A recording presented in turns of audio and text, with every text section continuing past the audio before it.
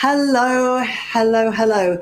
I'm Vivian from vivianmcgrath.com, and I'm really happy that you're here again with me.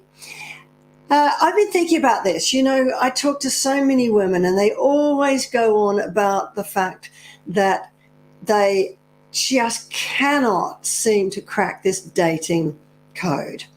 And I say, this is the problem. This is why dating apps fail you or dating websites fail you, because you're going about dating the absolutely wrong way.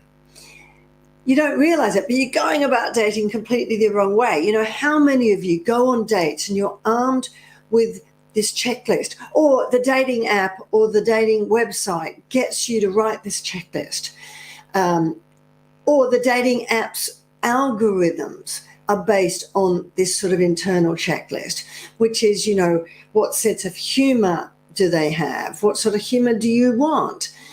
What type of body would you like? Would you like someone with brown hair, blonde hair, red hair, no hair? Do you want them to be professionally educated or not?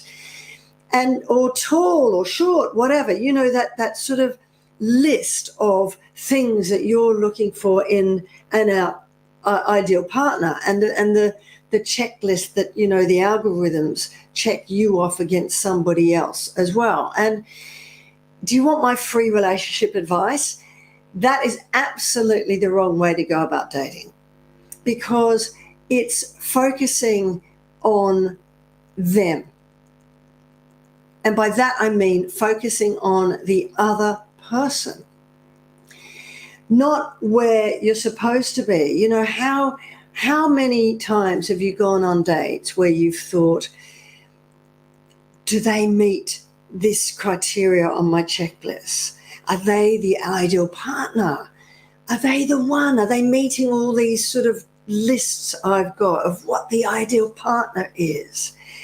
And then, lo and behold, what you discover is that they're actually just another narcissistic type or toxic person. They're just wearing a different type of clothing.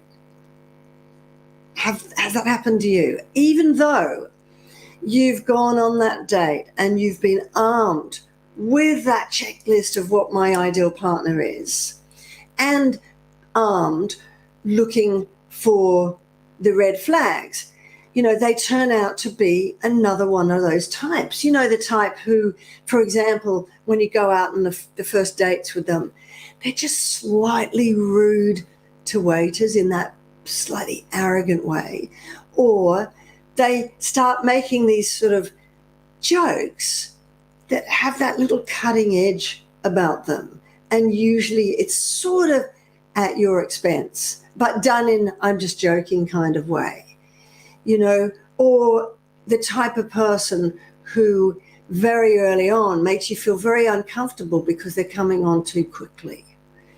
And you think, ooh, that love bombing sort of type. And so many of you say to me, I know what my ideal partner is. I've written that checklist. I am on guard. I'm aware of red flags. So why do I keep repeating this pattern and attracting the same type over and over again? And I say the fatal flaw with this is you're too focused on them. And if you keep dating from the perspective of the checklist of your ideal partner, those qualities, those traits that you want to tick off, then you are just going to keep falling short in your search for that ideal partner who you've been looking for and longing for so long. And you'll stay stuck going on those dates over and over and over again, in which you do see the red flags. Or worse, you'll start to be convinced there's red flags when in fact they're a really nice person.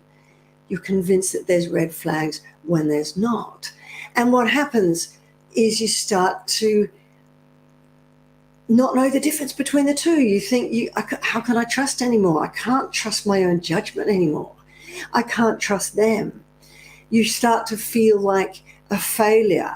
You know, why is it that all my friends can find these really nice partners and I can't? You might get to the point where you think, you know what, I'm done. It's too complicated. I'm going to swear off dating. I've had enough. Or your self-esteem will start to just erode one day after the next that is the same sort of toxic pattern. And you'll start to really think, what's wrong with me?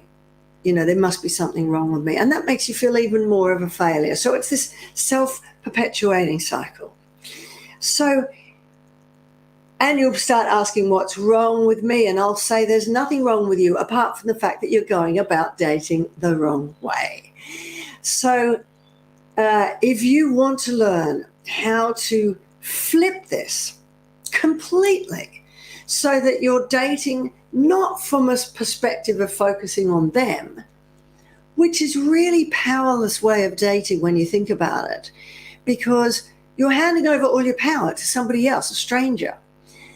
No, if you want to go about dating from the perspective of you, which is who the most important person is here, in my opinion, then I really encourage you to watch my free webinar, my 5-step relationship detox method, so that you can recover from toxic relationships, fall back in love with your life, break this pattern that keeps hurting you and leaving you coming up short in love and unfulfilled and in unbalanced, unhealthy relationships.